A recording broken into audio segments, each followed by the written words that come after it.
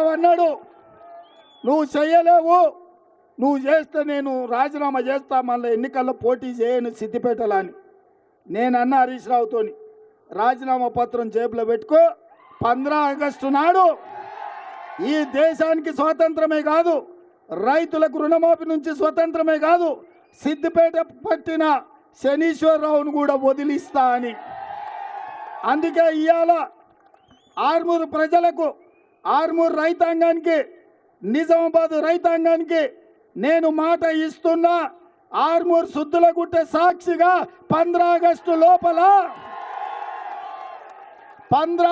లోపల 2 లక్షల రూపాయల రుణమాఫీ చేసి తీరుతా. కాస్కో శనీశ్వరరావు, శాశ్వతంగా నీ పీడ సిద్దిపేటకు విరగడి అవుతుంది అని చెప్పి నేను ఈ వేదిక మీద నుంచి చెప్పదలుచుకున్నా.